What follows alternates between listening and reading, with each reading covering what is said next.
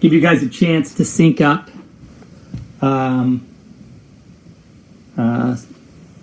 Just this frame right here, Senator Finch gesturing. I'm going to let you use that one to sync up.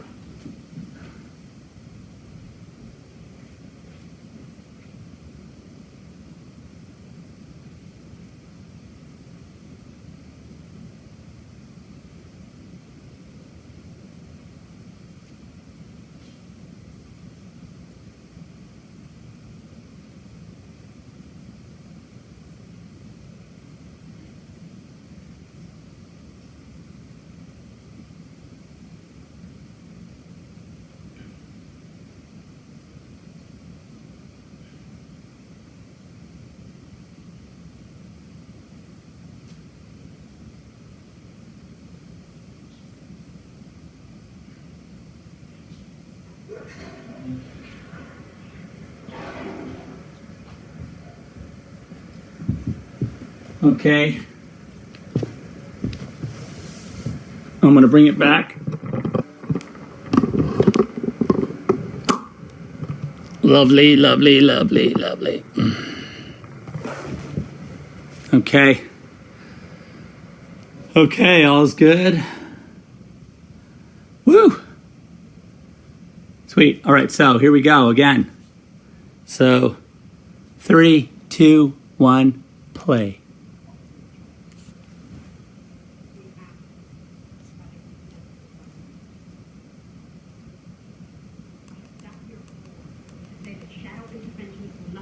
All right. So let me just.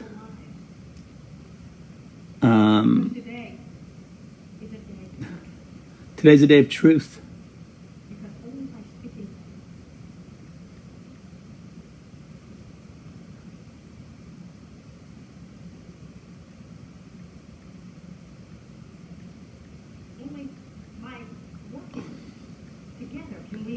I'm sorry.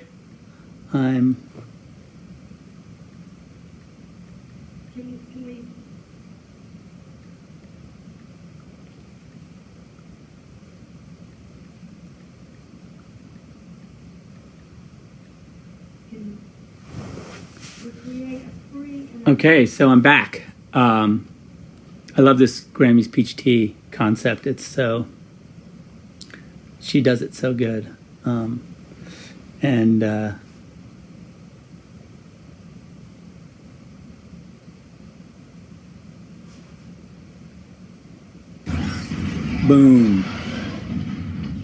Yeah, if I could tell you exactly where I am, just so you guys can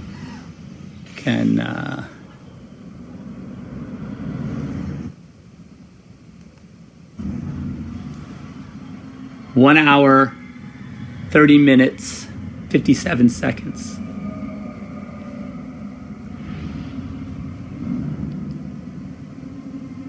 And then, so this shot of Clark inside Superman inside the burning building, like, you know, this idea, like he's literally moved to tears at the notion that he misjudged so badly, you know, what humanity is capable of, and like the pain, how deep the pain is for everyone, you know, like this notion, and that reflects exactly the opposite on Bruce, you know, as like this idea that Superman is responsible for this whole thing. I think that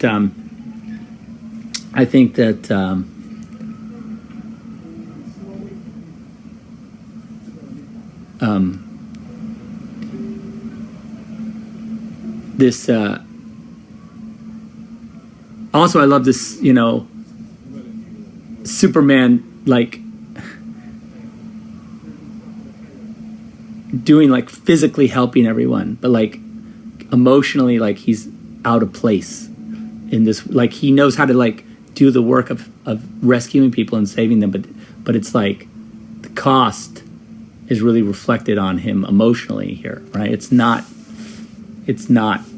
black and white or simple, you know, and I think that's the pain really that he's going through right here, you know. and that Lois understands, but that's not.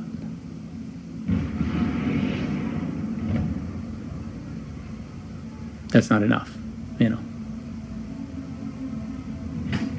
I really like this. We did a bunch of shots of, because like, look, that's where Alfred lives in that trailer. We had this thing like Alfred lives in this old like this old cool trailer, and then Bruce lives here, and it was like just this interesting like rustic concept that Alfred doesn't need a lot of creature comforts. He's able to like live with like not a lot of extra shit. And also that, I mean, look at the glass house is pretty simple, even though, he's a billionaire. He doesn't have a lot of stuff other than everything that's underground. Their whole world is underground. And I think that notion, I really wanted to emphasize as much as I could, this idea that like their normal life, like the life that's above ground is the most minimal. And the life below ground is like where all their energy is and all their attention.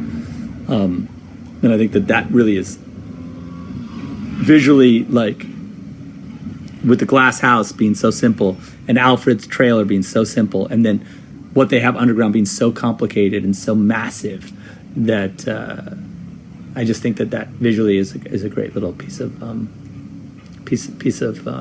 visual like storytelling you really understand.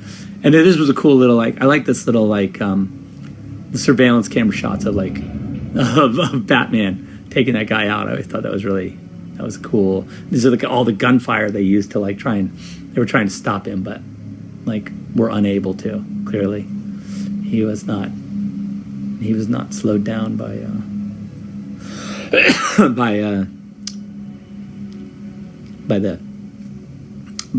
the security guards, Lex's security guards. But on the other hand, like, look at Lex's reaction to the fact that the kryptonite is stolen. It's clearly part of his plan. Like, he's not at all surprised. We shot this sequence in a little like I think it was a Residence Inn, or like it was a what do you call it, one of those little hotels that literally was right around the street in Detroit from our stages. I think a lot of the crew were staying here, and then we just took over this hotel room, put a green screen outside. We shot this during the day, and we just tented this with a green screen. So this was a real hotel, but we just took control of it. So, but it was interesting that, like, we had to tent this entire sort of side of the hotel to make it look like nighttime, and build that green screen in there. It does. And then if the close up of the S, you'll see that we put there's more, I think was more Kryptonian writing in the S in this version of the suit. We constantly were kind of tweaking the suit as we went.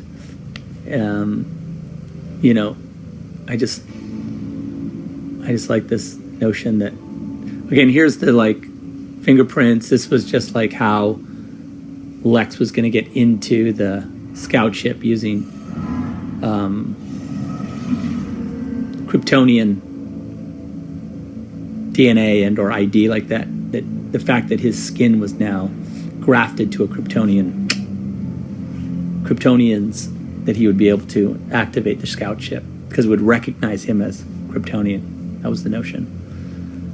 And then we have this there's the key still in there from when I think that's Zod's key. And then he pushes it in and activates that's analysis reveals ship operating at 37% efficiency. That's Carla as the ship, Like to assume command. which is like amazing. I wish my ship was. I wish my house had Carla's voice, because that would be just the best The Kryptonian thing in the world. contains knowledge from 100,000 different worlds. Yeah, Good. Teach me.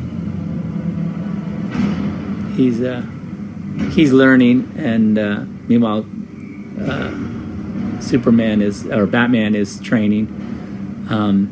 This is him getting ready, of course, to fight Superman. It was we shot this training sequence. I think we shot it right after, or right around the time we did the nightmare sequence. I remember we shot this on a Saturday, the workout scene on a Saturday. So there wasn't a lot of people around. But yeah, Ben got in some great shape, and I really appreciated the hard work he did to do that. And then these are just examples of. I think if you look closely on those on those little rocket things, those were it's like, I think the chemical sign for what do you call it? For lead. Because that's lead in those it's lead in those what's it called? In those grenades. So this is the file that he's opening up. Our first glimpse at are some of our first glimpses at our guys here, sort of in a scene in a single vision. I would say that sort of like together for the first time, what would be eventually become the Justice League. You have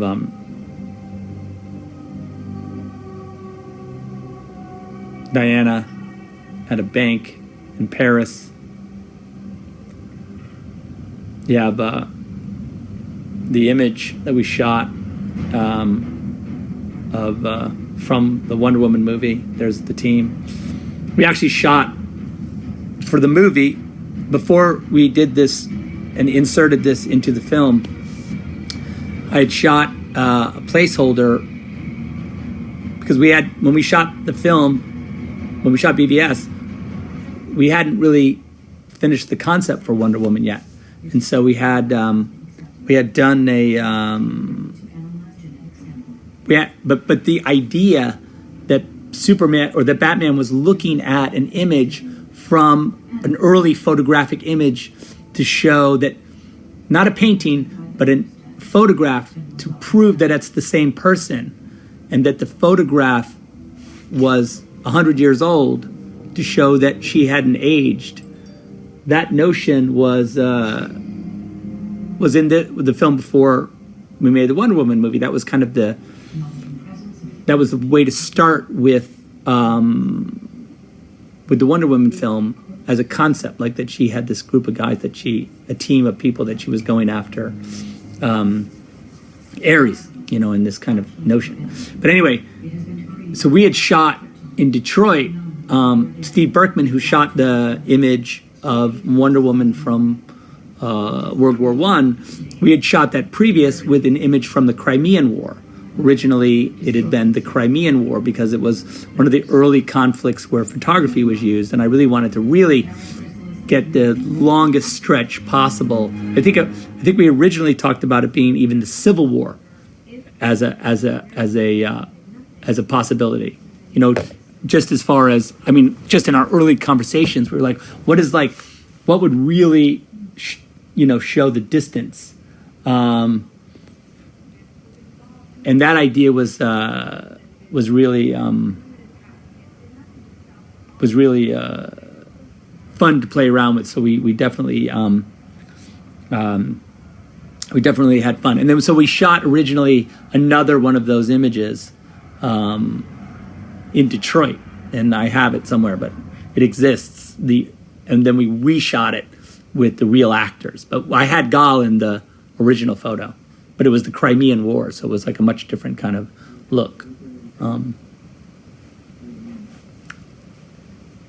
Shot this up in New Mexico, Superman going up the hill to see just to get away, not knowing exactly where he's going.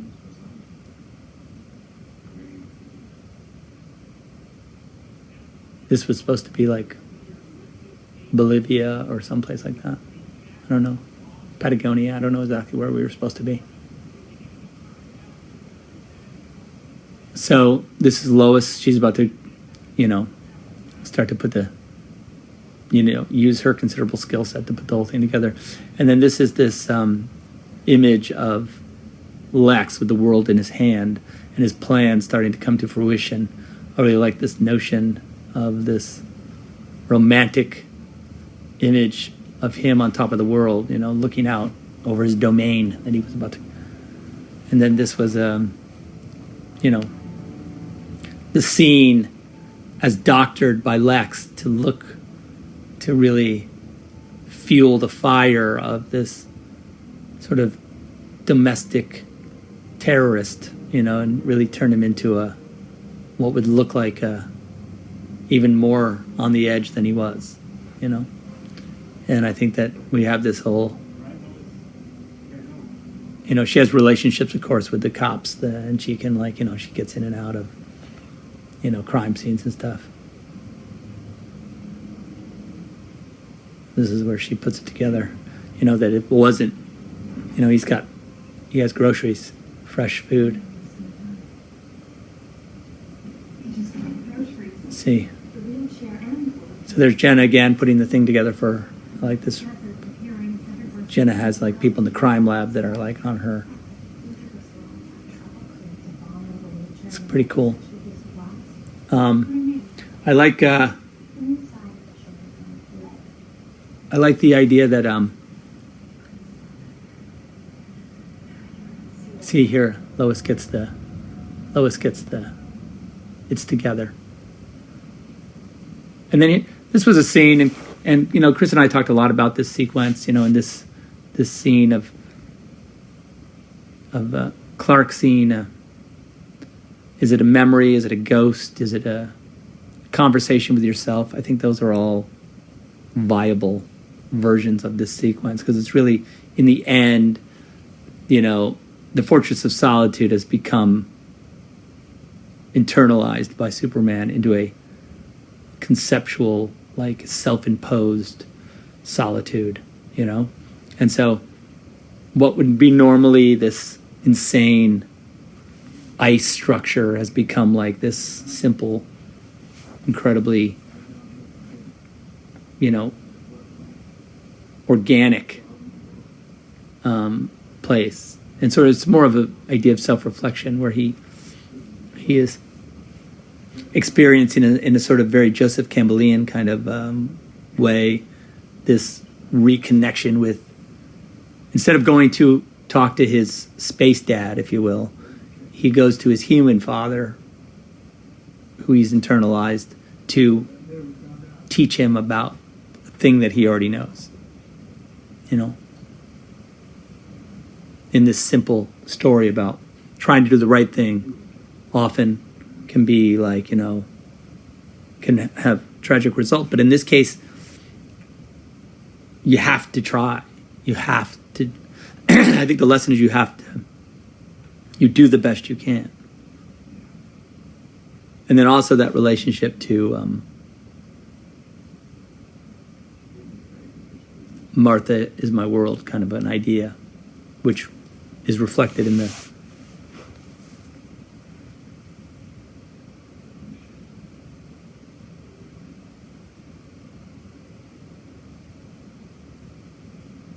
and then also, which is reflected in this notion that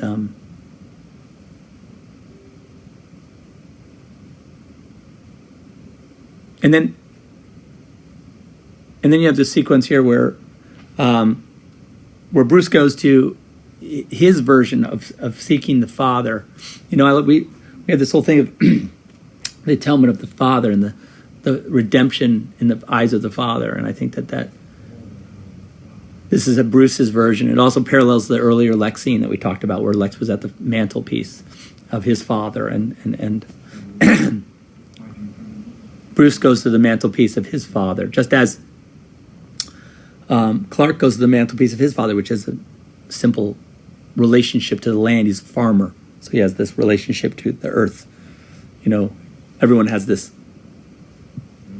The Waynes have this relationship to, like, you know, commerce and industry, and you know, I think that's, you know, how each character reflects their internal struggle is sort of through these three different environments, and they kind of all are leading to this. They're all coming to a head here. I always like this. Also, the movie is filled with images of people walking away from camera, you know, in sort of silhouette or in sort of solitude, and I think that's how we're heading them all toward this sort of singular conflict with each other. You know, it's not. It is them alone facing nature, and then nature representing, on one hand, their enemy or their adversary. You know.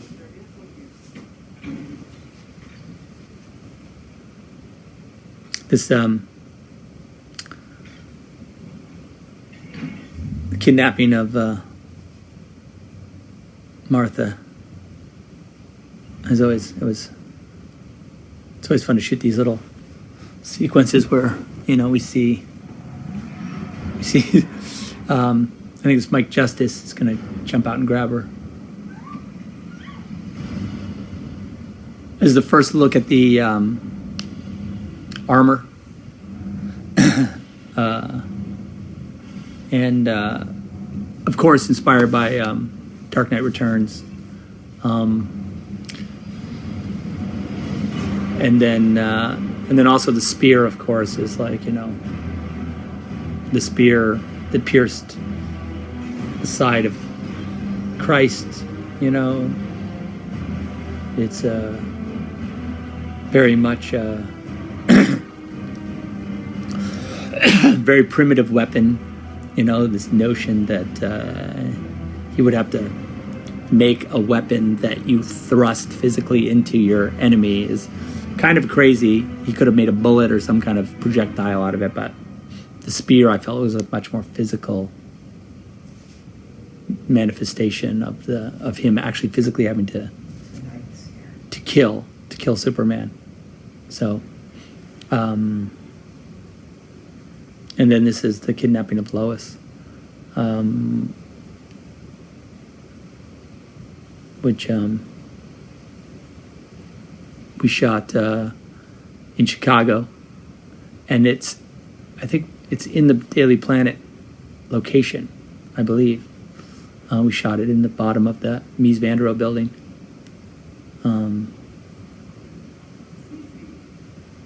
Yep. And then this was a pretty crazy sequence because Mike had to carry Amy right out, and he's pretty strong, so I think and then I think that's a stunt woman who gets thrown into the van, which if you chucks her in there pretty easily. Amy doesn't like to fly in helicopters, so we tried to keep it to a minimum. So this shot we did on the ground with a green screen out the window, with the shot of LexCorp out there and the helipad, but it worked out pretty nicely. That's CG environment out there. And then we built this helipad in the parking lot. There was a giant, we built a helipad that you could land on, but it was elevated about, 20 feet off the ground. So we could put green screen all around it, and it allowed us to shoot these shots. And we shot it at night, of course. But all that was a big green screen environment out there, to look over to Gotham across the way.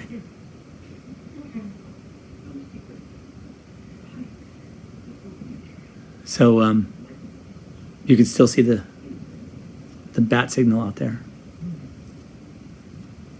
These shots we did of you'll see coming up of the Polaroids. I shot those on my phone, and then we printed them into a Polaroid. I shot them in pre-production, Diane got the, we tied her up and I took the pictures of her and then we printed them and then put them in. And then I think I shot them with a Polaroid camera to make them into Polaroids. And that's how they had that real Polaroid feel to them. And then again, we get an example of Lex doing his sort of his wordplay, intellectual wordplay.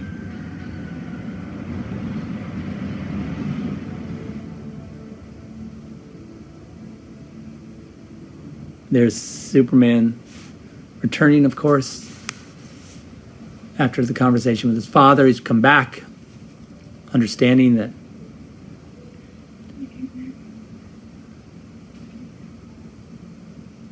he has to try, but also that like accepts his humanity. It's not necessarily a bad thing, but it's a thing he has to grapple with on how to like.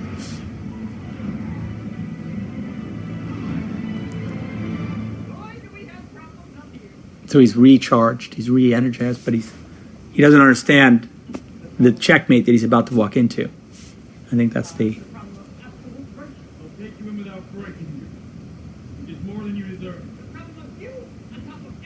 He's mad because of.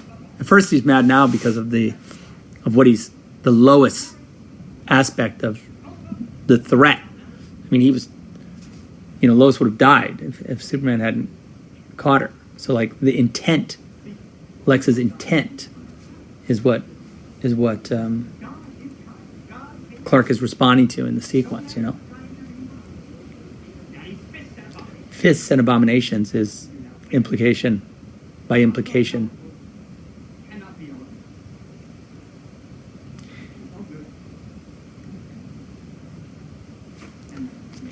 Let's see. This means something. Here is the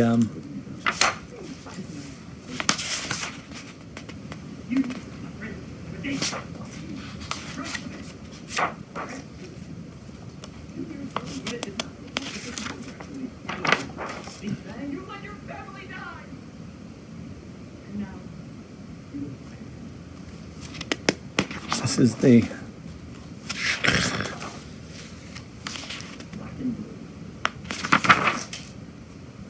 This is the kidnapping of Lois. Let me just see if I can find where we are right now.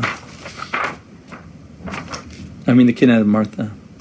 Yeah, so here's the. This is some of the helicopter with Lex.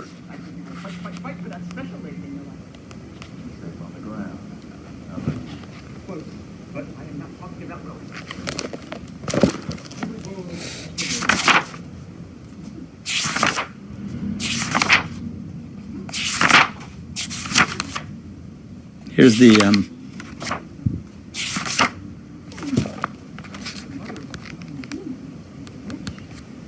those are the Polaroids.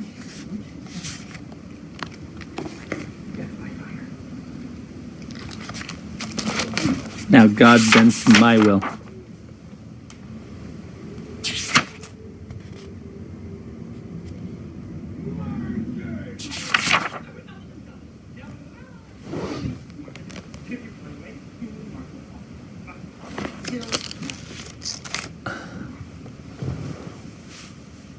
See, it's a cool. I just see this line. Now God bends to my will.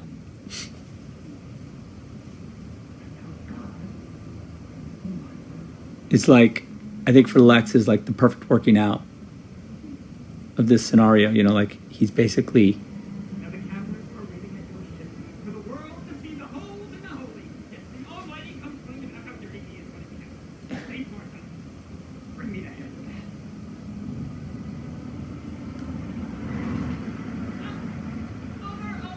Yeah.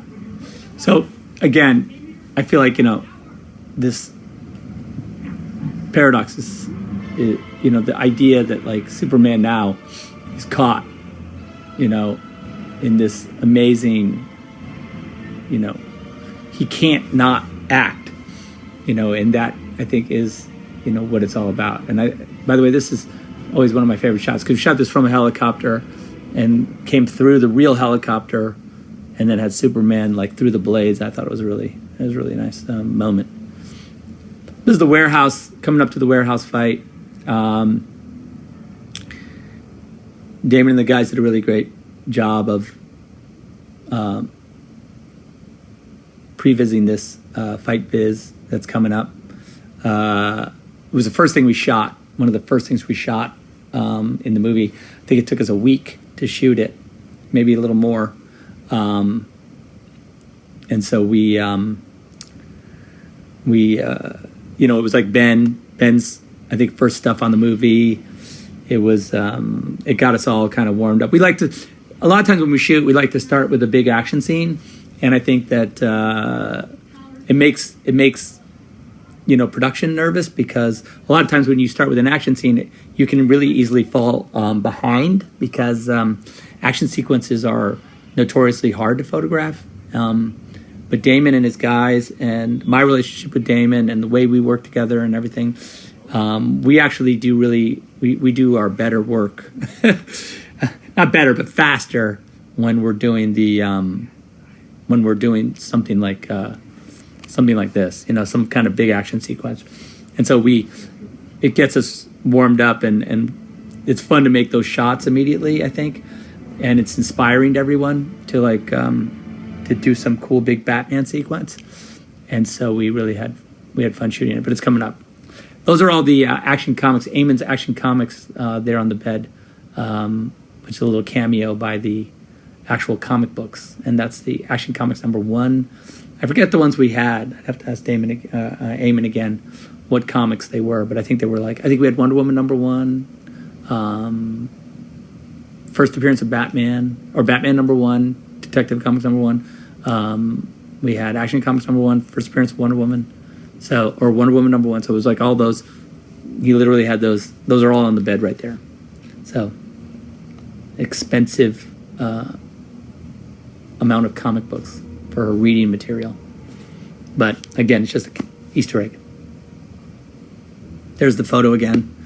Steven did a great job. Steven's an amazing photographer. He also went to school with me.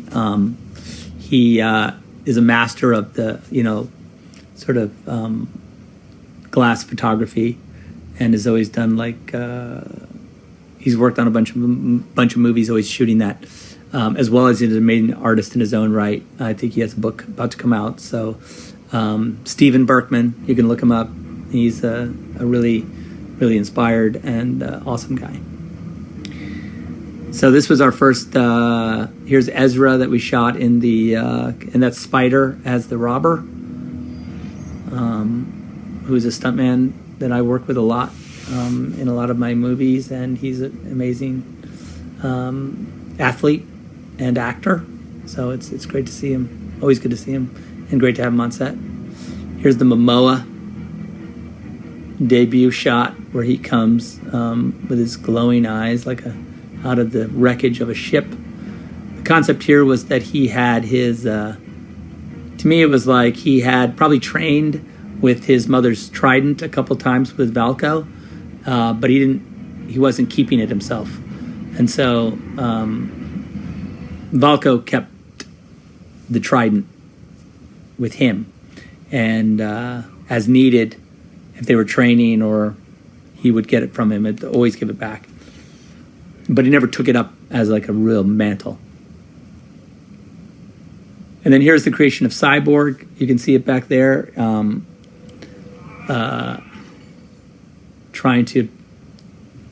He eventually turns one of the mother boxes on.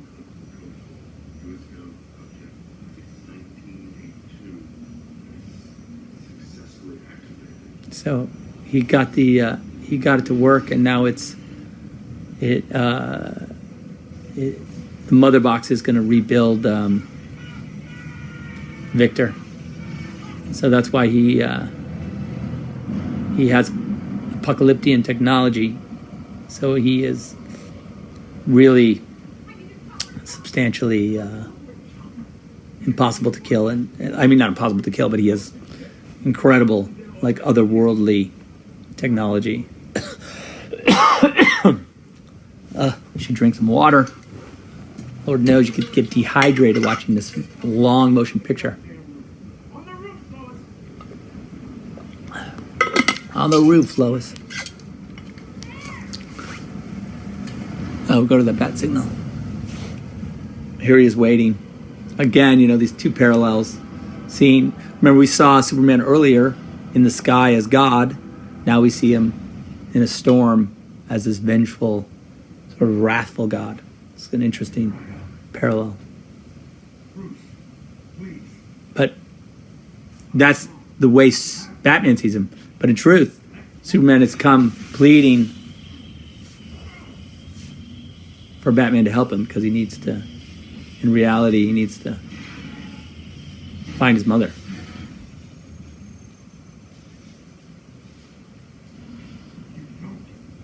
I don't know that Bruce 100% understands how strong he is. I like the idea that he miscalculates a little bit the extent in which Superman could wreak havoc on him. These remote firing machine guns aren't really much of a thing. I did also love this as we put this together. This kind of, there is a lot of good Dark Knight Returns reference in here, of course. Let me just see what I've got on. If there's any cool drawings here, that relationship drawings. Here's Aquaman. There's Flash. I feel like this is book 4.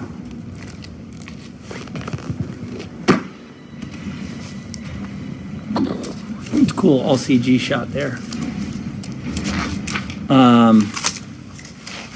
Let me see. Okay, here we go. It's back here. This is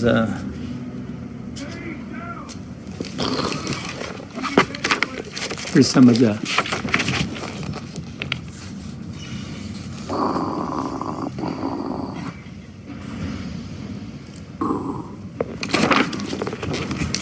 that's cool. And then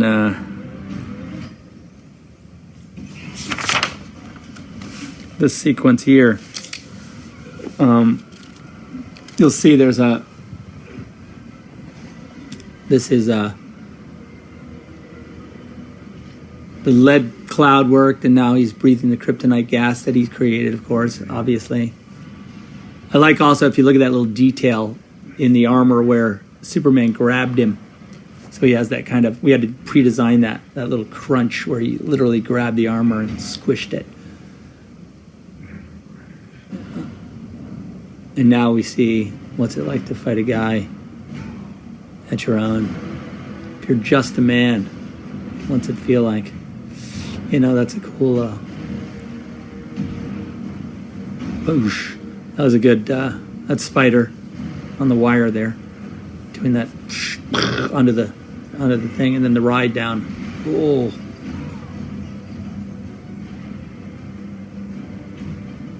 This was all, we had this big set that we built. It was actually two stories.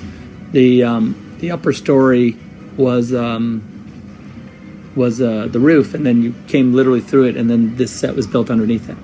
So we were able to do it sort of like in continuity, sort of. How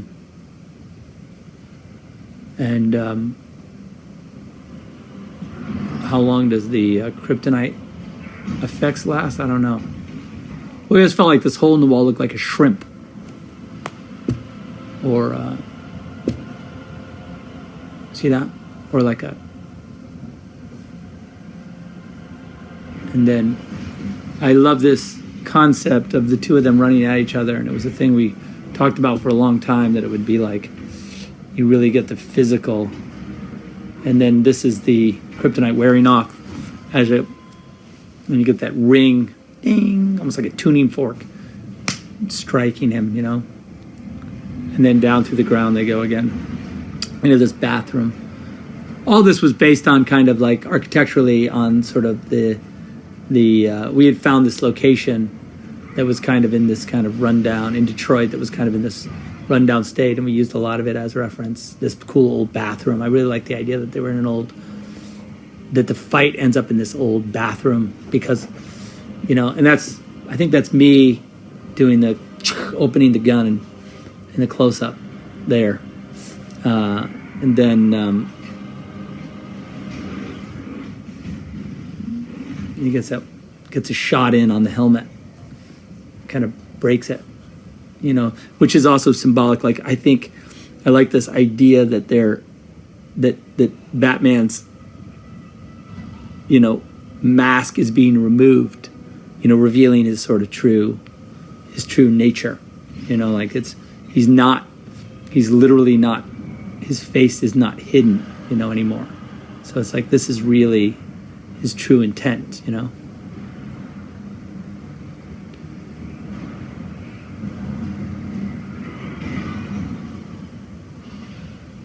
I have this. There's a Watchmen reference coming up here, which is the Latin version of, who watches the Watchmen, which is this kind of to go back to this notion that these guys with the ultimate power. How it was right on the wall, right there as they came out. You just see it briefly.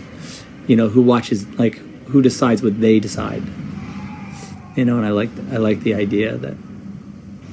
That's these two gods sort of battling that owe it themselves, that owe their morality and their actions are overseen by only themselves. It's a very interesting notion. So then this is kind of I really like that overhead of like Superman and all the radiators. I really like this idea of this giant pile of radiators, these old rusty radiators for him to land on, because it just created this really cool graphic and this kind of notion that the hardest, you don't even land on the ground, you get to land on these spiky metal things. And then this one image here of flinging Batman, I think Jared had done a painting of like Batman on the end of this, or Superman on the end of this rope, or the end of the grappling hook.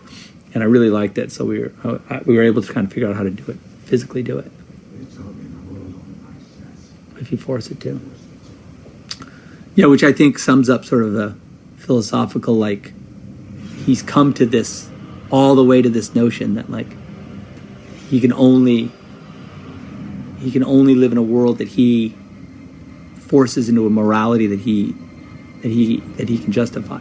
But in the end, he's about to discover that, like, it doesn't necessarily, his actions can easily go too far, and that he can become what he observes and that what he hates, which the very thing he's fighting against. In this sequence, like, he's basically turned into like the murderer of his parents in a way, because like he's allowing them to kill Martha. So like, is he responsible for the death of Martha? As he become basically 100% the thing that he blinded by his hatred, he's become the thing he hates. But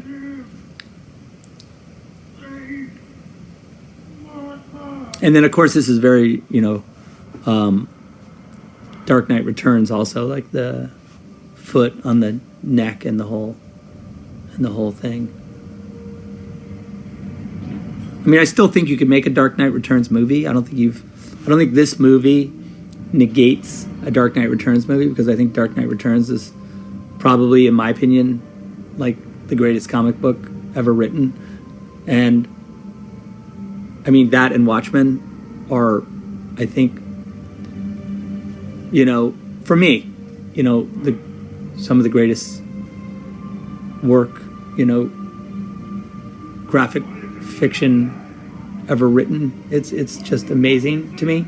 And I think so by all means, that movie can still be made. It's a really that would be fun to do. Someone should do. But I think it would be great.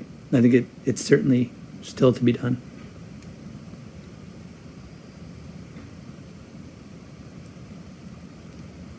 And then, this is he's come to the crux of his conflict now, and realizes that he's inches away from disaster. Yeah, it's interesting that when you think about, the things that this is also another Dark Knight Returns, semi-Dark Knight Returns moment. People have argued with me about whether or not Batman in Dark Knight Returns shoots the guy, but I think it's pretty obvious he does. But you tell me. I just see what I see. But this is we're coming up to the warehouse battle. And I think Batman has been reinvigorated to basically sort of summon all of his skill set to do this rescue, to save Martha. And I think that's an awesome thing when you have Superman or Batman suddenly motivated by a cleaner version of his morality, which I think allows him to fight harder and be even better.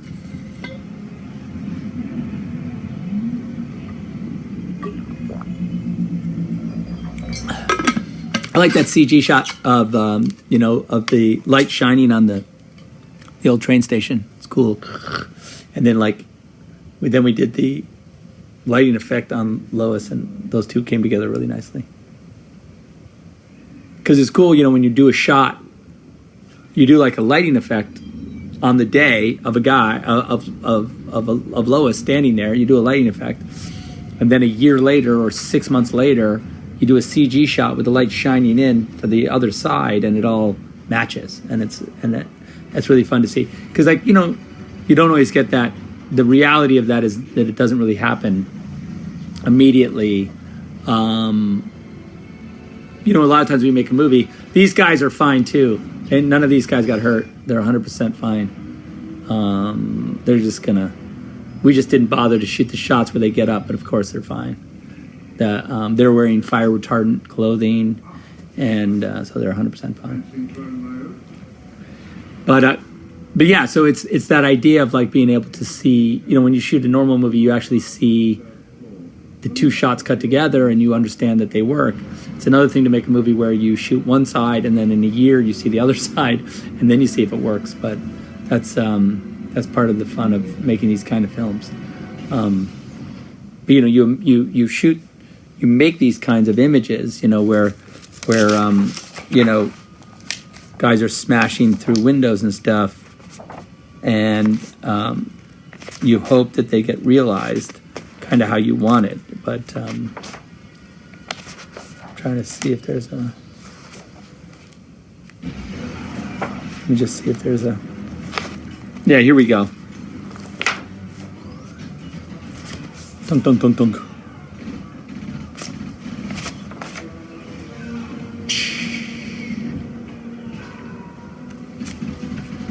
See, this one is where he jumps through the window. It's even better than in the movie because it actually makes the bat shape. When we decided as we did it, it'd be cooler if you made the bat shape.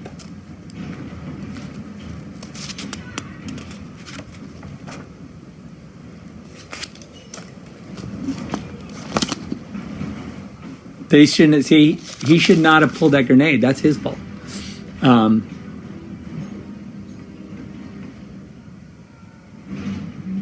This was just fun to shoot. Look, in the end, when you make a movie like this and you have the opportunity to have Batman fighting a bunch of thugs in a warehouse, you kind of realize as you're doing it that this is kind of the this is just fun to do. This is just what, when you're a kid, you think like, oh, I wonder if I'll ever get to do a Batman fight scene. And I like this, you know, our fighting is like, you know, Batman is pretty good at this. Again, that's the armored cowl, so like you can't really shoot him through his. That's a broken arm. But you know, also like look, he's on his back there. He just got stabbed. But you know, it's that kind of. It's that kind of fighting that you want to see though from Batman, I think. Pin a guy to the wall with a knife. It's cool. He throws Wayne into the wall. I like that. Oosh. So all this was great, and Damon and his guys did an amazing job with the choreography of this fight. I really, really had fun working on that sequence. Just genius. There's Spider again. He's about to get the M60 taken away from him. Of course. And you know, a lot of that fighting was Rich, you know, and Rich Citron, who I've worked with for years, is amazing. He just was in Army and did an amazing job. He's one of the great talents that I've ever worked with, and I really love Rich, and you know, feel very blessed to have him as a friend and as a performer in my films, because half the shit I've done I couldn't do without Rich doing it. And without Damon, of course, and his whole team and all the guys, because they're just so good. You know? I've got this idea of the flooded sort of second floor of the train station, because we found this sort of flooded area, and it was like, gave me this notion that like, it would be easy to make the kind of a difficult thing when you throw the kryptonite. You get this notion that you've really gotten rid of it, throwing it down into the depths of this watery grave. Which also, you know, water to me is like this sort of elemental thing to have to like submerge yourself into. Rebirth, water, you know, baptism, all those kinds of notions are evoked by water. And I think that, you know, it's pretty obvious parallels there, you know.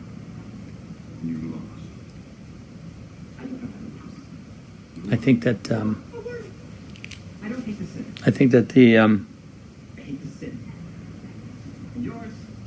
birth here of Doomsday has a similar thing. I try to use this. We really made this sort of, you know, embryotic sac, you know, that Doomsday's growing inside of. We really liked that. I really loved the notion that he busts out of this kind of membrane into. Oh, here's the frame from. It's a very Dark Knight Returns frame. There's Harry pretending to be a human. Let me see. Yeah, let me just skip ahead here and see where we are. Blood of my blood.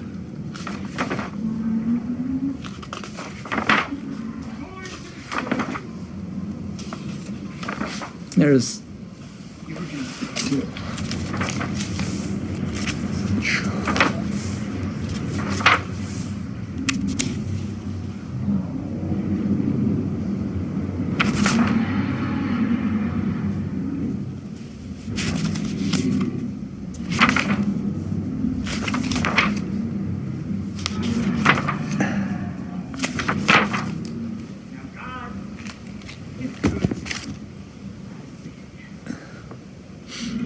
Yeah, I really like the work they did on Doomsday here.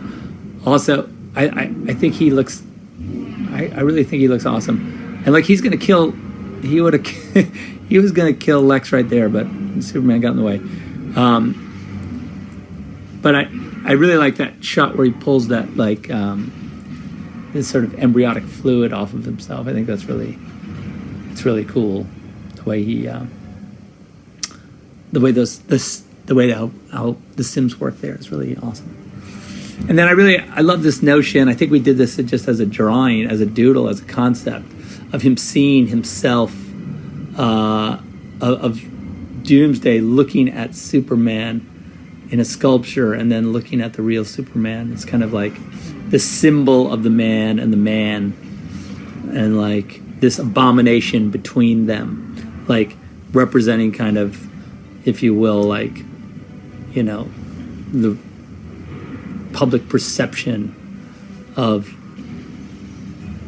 like the two different notions, like the reality of the man, the symbol of the man, and then this kind of monster in between, you know, which is real. And we had a really fun time with all these big CG shots.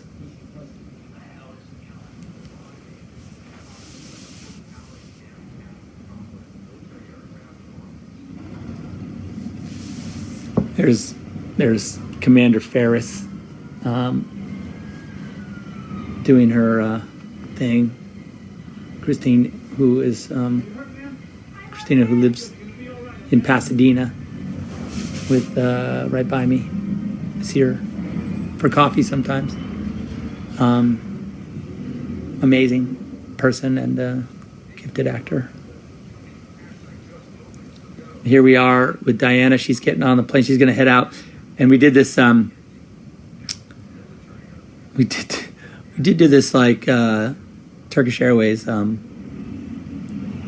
gave us the airplane, and we did a little partnership with them. I think we did a series of TV commercials, if you've seen them, where Ben is on a plane, and it's kind of a cute little ad. But they were kind enough to give us that airplane. They flew it to us and parked it in Chicago at the airport, and then we were able to just shoot it. And so it worked out really great to have this airplane.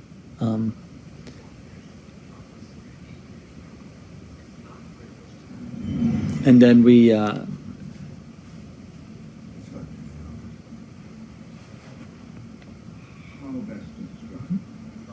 so this was the first time kind of we hear Miss Prince. So that's the first time we really hear that Diana Prince. You know, it's kind of a cool way to sort of introduce the name, you know, the comic book name, to the world, you know. And then this is cool. We're gonna.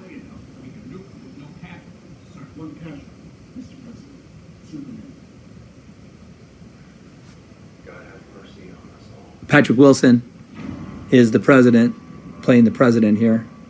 Then we did this little, we built this little sort of nuclear launch bunker, which was fun to build. Built that big door, that was fun to build, and we, had the guys running through it. And then love this through the leaves shot, which is, a cool way to show a nuclear missile launching, to show the sort of, it's always cool to do images where you see this kind of hugely destructive, physically destructive weapon like a ICBM or whatever this is, tactical nuke, and then some sort of incredibly organic thing like leaves, and those two things mixed together, because I think that, it's almost like,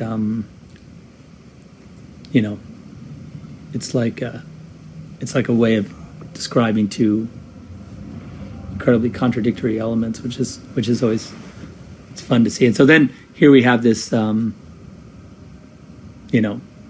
image of what would look, I think at first glance, like something, everyone knows Superman was up there, and then into Stryker's Island,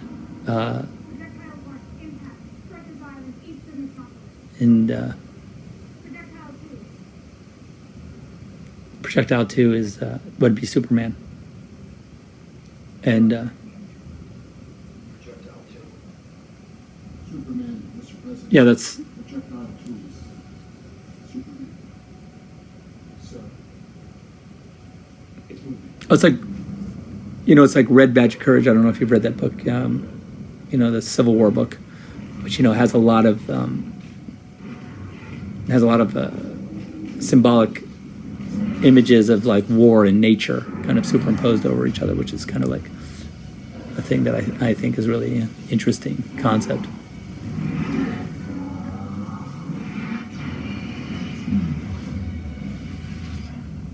So this was the first boosh that we called it booshing. I know that's a weird. Everything that superheroes do that's like big and powerful, we call booshing. Even like when Wonder Woman goes like this, we call it booshing. So so he booshed there the Doomsday, and the notion was that he would charge up and do that, and then that would be that would, because we're going to use it later, of course, when he destroys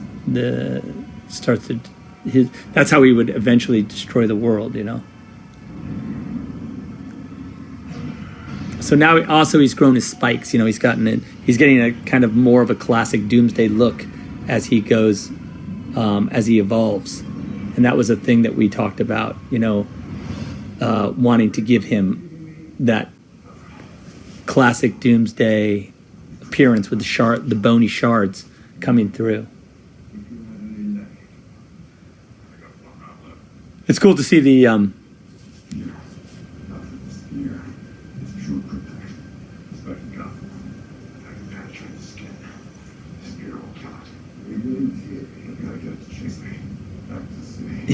back to this, the spear. So, you know, again, like all these CG shots, you know, DJ and the guys did an amazing job, kind of like, you know, really, to me, like telling this incredibly complex story using these like visual elements that we, of course, can do doodles of and kind of give a notion of what it would be, but it's this, when it's really worked out and you actually see it come, you know, into fruition, that it really sort of tells the story in a kind of more immersive way. And it's interesting when you do it, because you've done the drawings, and we've edited a lot of times the drawings into the movie, and so the emotional impact is only as strong as drawing. But it's funny how that evolves as the shots actually come in and you're actually seeing them, you know, rendered in real time, that you start to see like a completely different film, you know, from what you shot. Like these kinds of shots where you're just like, geez, that's cool. And now we have this kind of introduction of Wonder Woman that, like, I really had very specifically designed this entrance of Wonder Woman, and that she has this like little, like, this power that I think you know, is slightly unexpected. And then this is them working together sort of by, you know, coincidence. It was cool I like the way Wonder Woman kind of sees Superman out of the corner of her eye and just like lets him do his thing, because she understands that like this is the best working out of this. Why did you bring him back to the city? The port is abandoned. There's a weapon here that can kill it.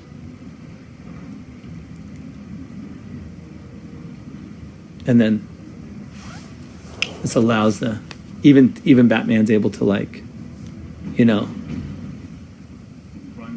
lure the monster back to a place where they could fight him without it being like hugely.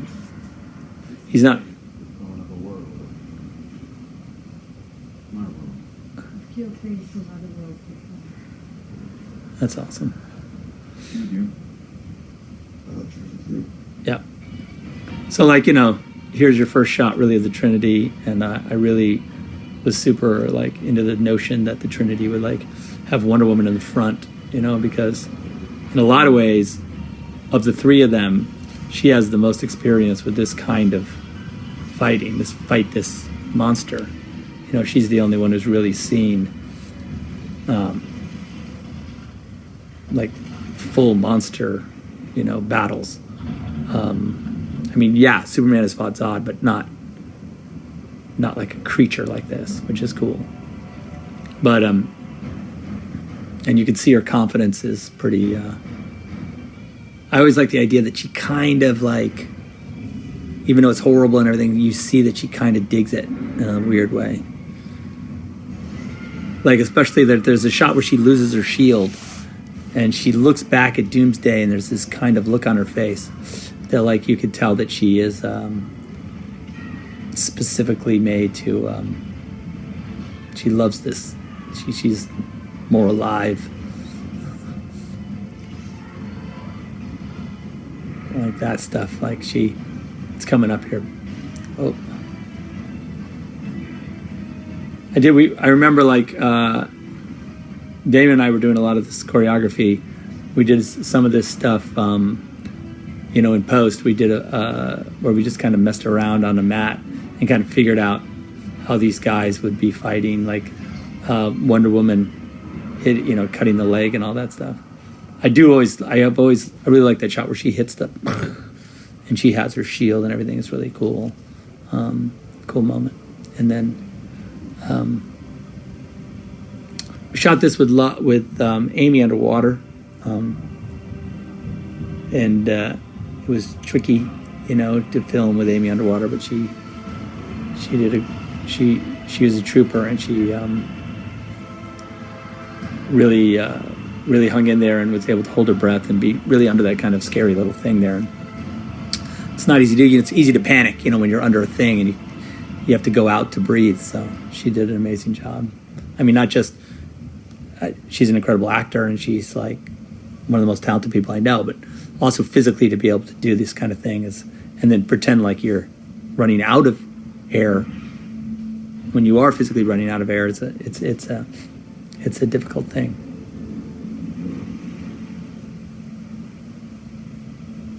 To really be trapped under that.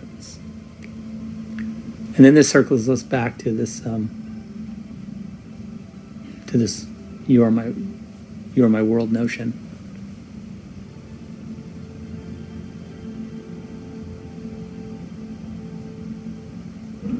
The idea for me was always that if Superman, the thing that causes Superman to succumb to the anti-life equation at some point would be the death of Lois, because it would so off-put him that he would so upset him that he would be vulnerable to to the possibility of getting of this anti-life equation taking him over, because he would be so distraught. There's some crosses references, we have a lot of there's a massive, even just in the I'm a big fan of Tiepolo and I'm a big fan of Renaissance paintings of crucifixion and Jesus descending the cross was a big inspiration for the lowering of him. And again, it's just as a way to sort of reinforce this sort of notion that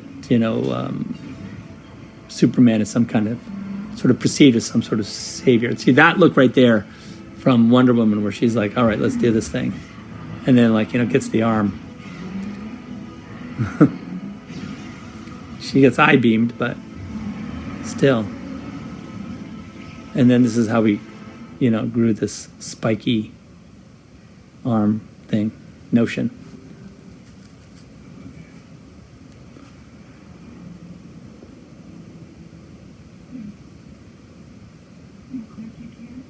Yeah.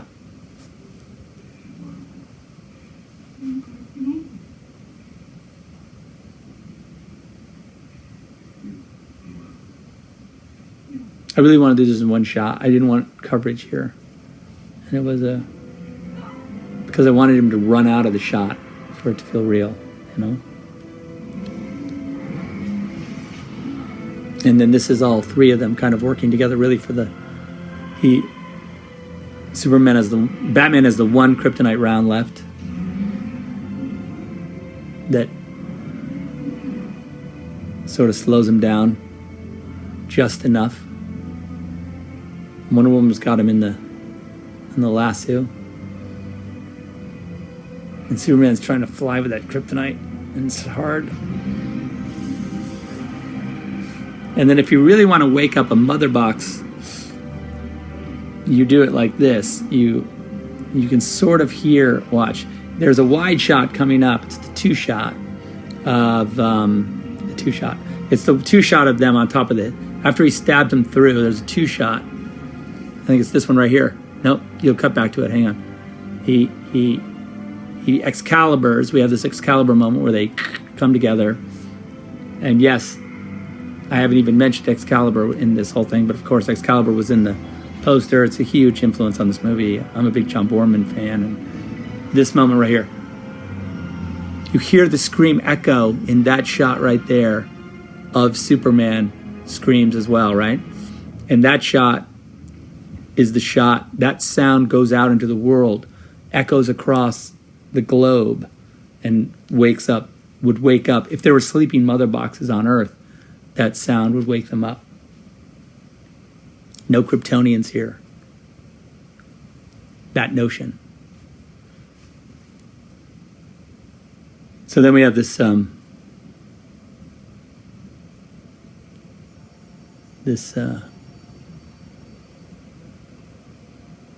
shot of lowering Superman coming up. This is the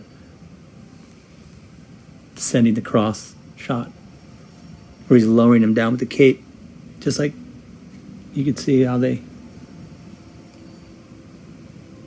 And this is like a.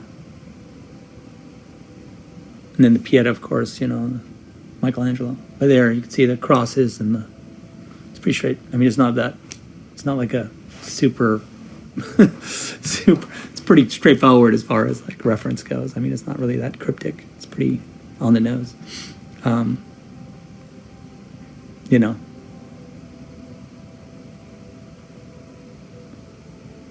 fact that this movie came out around Easter is pretty obvious.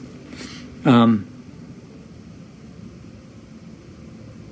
by the way, not to say that it's not also, it's not exclusively Christian. It uses Christian metaphor because I think it's universal in its sort of Joseph Campbellian iconographic imagery that we are programmed with, in pop culture, even beyond religion, and so therefore we are all, we all have it in our collective memory banks. These kinds of images. That's my favorite Batman shot in the movie. I love that shot where he ducks under the thing and he's just with the fire behind him, and it's just very. I just think it's cool. And there's a sort of Pieta and kind of very. There's the telephone poles and there's a crow back there, and yeah, it's all the stuff. And then here we have basically, of course, the response team is going into the scout ship because they know Lex is in there. He's basically responsible for all this. And in the meantime, he's been communing with Steppenwolf. There's the 3 mother boxes, the lasers, and then he shuts the signal off right before, right as the guys get there. But Lex is now part of the plan, I would say, in some way. He is... And then this is the beginning of Lex taking on the role, his iconic role. All this was shot in IMAX as well, these images, with IMAX cameras and everything. And we really shaved Jesse's head in this sequence. We shot it on camera. And then this was a shot we did again with the big IMAX camera, big dolly and rack focus to the newspaper. Super tricky shot, but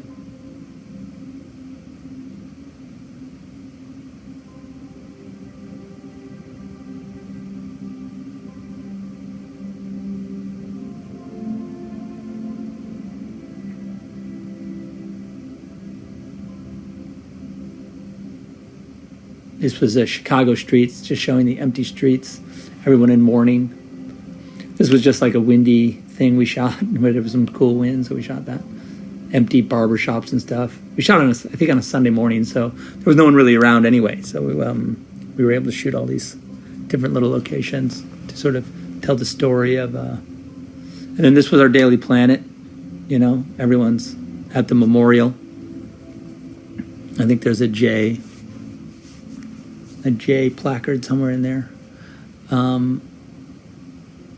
And then these big beautiful Kansas shots of the Kent farm. I think when you see this in IMAX, in true IMAX, it's pretty epic. Even these shots of the food are pretty epic. Now, what we did here was this was all the crew. There goes Debbie. There's Eamon back there. This was all of us because we didn't want to people to know. So we tried to keep it to only the most intimate people of the crew, so there wouldn't be a lot of extras around to blow the ending that Superman died. So this was all pretty much us. And Martha's had to endure now, losing her husband and her son, which is pretty intense. It's the same mobile I have. My son Cash has in his bedroom, that mobile.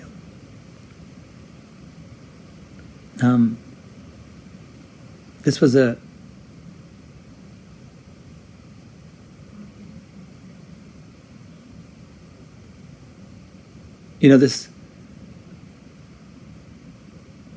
this idea that, he had sent the ring to Martha. I think the plan was at Thanksgiving or something to ask her, and that way he knew that she wouldn't see it on it, in his pocket or find it out, so he could really pop the question in a dramatic way. So, and it's I didn't want the ring to be too big, but maybe he made it. I don't know. I didn't think of that till just now. He crushed some coal and made the ring. This funeral procession was based on I like this notion that if you have read into any of the accounts of the Frank Lloyd Wright, when his wife was killed, they did a ceremony that was the way they made it. He built the casket and was very, really interesting. And then of course it was JFK was the other one. And then it was you have these two funerals happening at the same time for the same person. One that is the most intimate and sort of the most simple.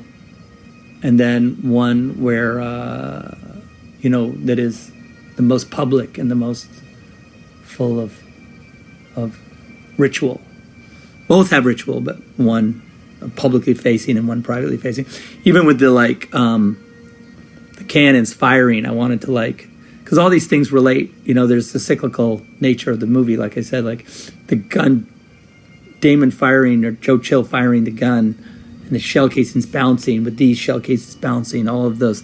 If you watch the movie in this kind of cyclical way, you'll see that all those images are kind of wrapped together into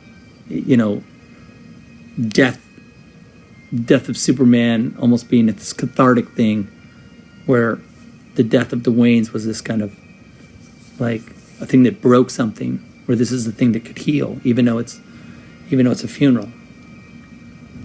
Also, the cool thing about the howitzers were I want to use when they fire the howitzers for at a funeral, they fire the howitzers when people military guys at funerals, but they use these special ones that only have these kind of small. They don't really. We got the real howitzers because I thought it would be cooler to have. You see the recoil on the giant shell casing. So it was fun to film those because they were so powerful and crazy. So there just goes. There's Clay. That's the whole group.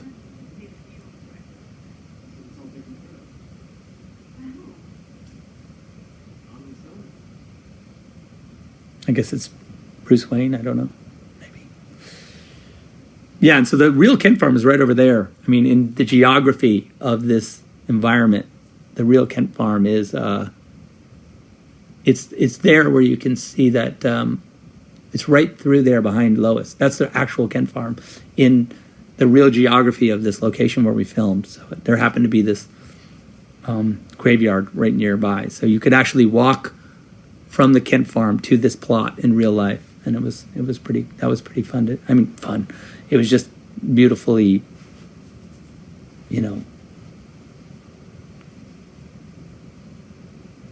I like this sequence. This was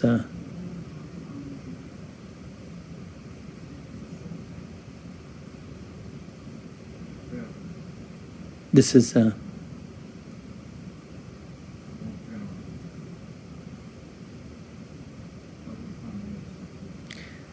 so I guess this was this moment where this kind of relationship was being established between Batman and Wonder Woman to kind of make this pact, I guess, to the men are still good, Well, starting to express, I think what Bruce believes, is this kind of new turn for him, is that he can make it right. He can honor what Superman was all about and make that, and make it, but use Superman's legacy to kind of forge something good again.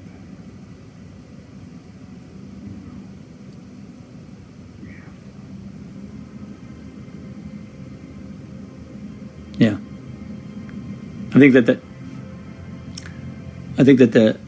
these, by the way, these images in IMAX again, are something to see. I don't know if how many people you could actually saw the movie in true film IMAX at in the big rectangle, the big 143 square that it jumps out to. But that was it was unbelievable when you saw it. I mean, it was just cool. These images at that size, it's just really cool.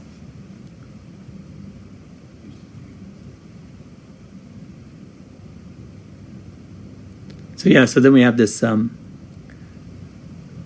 this notion that Lex has communicated with Steppenwolf, and then I think the implication is that from Steppenwolf has told him that he served something greater in Darkseid, So Darkseid, even at this point, he doesn't know that the anti-life equation is here, but he does know that the mother boxes are here and that this planet is ripe for conquest, as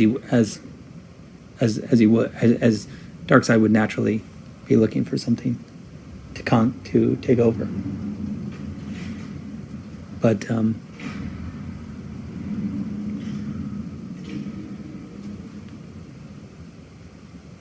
cool Batman intro, I like that. And of course, Lex is not surprised to see him, but scared.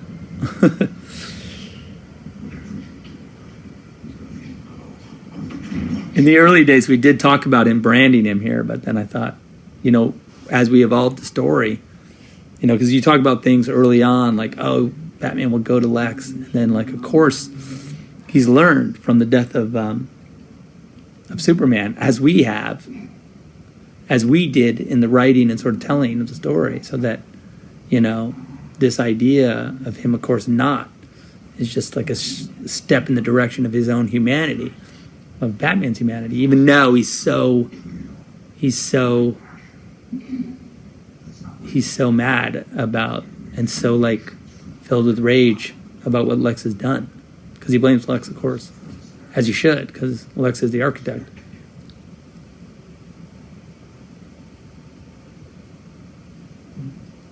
And so, but this notion that he's going to send him to what's it called? To Arkham Asylum is kind of a fun idea, because we get to see. But you're starting to get the more. You're on your way to the iconographic Lex. If you were to see Lex out of prison, of course he would keep his head shaved,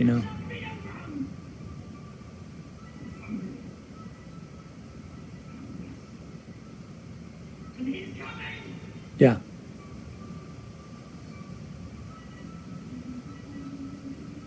So, and then there's I think that's a Star Wars reference on his shirt. TK421. Then that's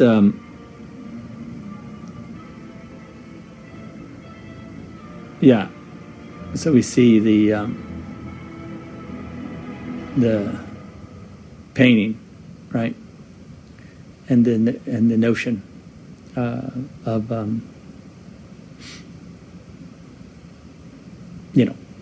symbolically that Steppenwolf and or Darkseid are coming for us, and then the dirt fall, of course. At this point, the mother boxes are awake, so.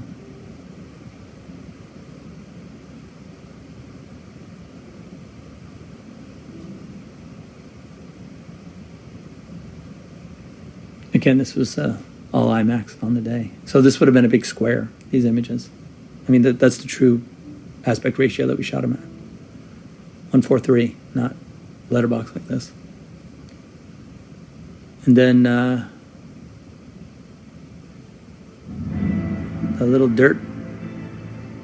To me, it was just, it's always been symbolic of hope and of lessons learned and that there's more. This was just Misha, Bruce and Misha. Misha now just was my first on the last two movies I've done. Amazing. Been with her since forever. She's amazing. Damon, Scott, is our sound. Chris Jenkins, Michael. These guys are guys I've been with for all the almost the last since Dawn of the Dead. So a ton of movies. But a great cast, one of the really an honor to work with everybody who worked on the movie, because they all did such an amazing job and really couldn't ask for more from the crew, and really the entire group was amazing. And Larry, who did such a great job shooting the movie. It was a really difficult shoot, long shoot, and Larry was just there constantly making great shots every day for me, and I couldn't ask for more. Like I say, the entire group did an amazing job. It's funny to go through the movie like this because really just tip of the iceberg on every single scene and every single setup. Sometimes, sorry if I got off on some tangents, but that's just how it is. Let's see, I got some last images here in the book. Here's some of the some of the shots from the casket. There's the shell casing, the overheads.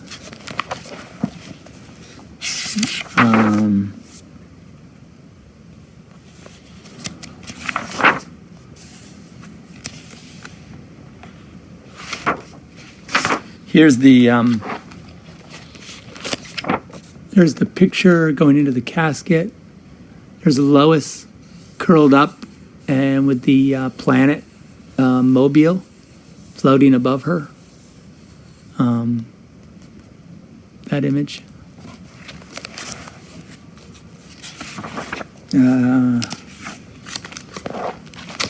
Here's some of the funeral procession.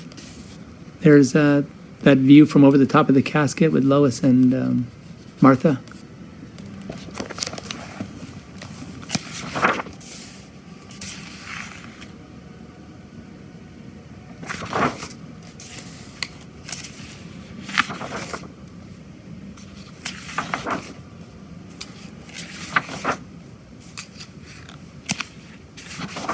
Here's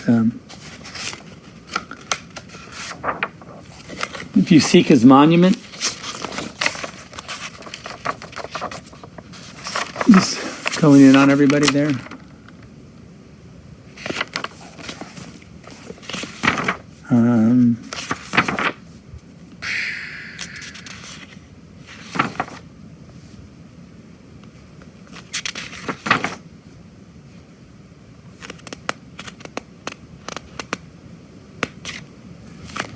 Here's the devil's painting concept turned around. Here's Lois by herself at the grave.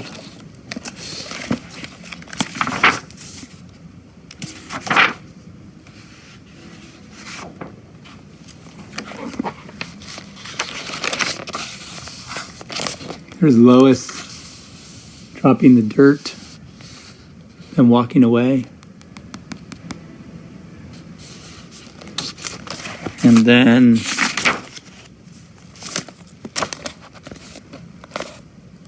there's the dirt, and then that's a black frame I drew that says end. So a little bit of that's fun.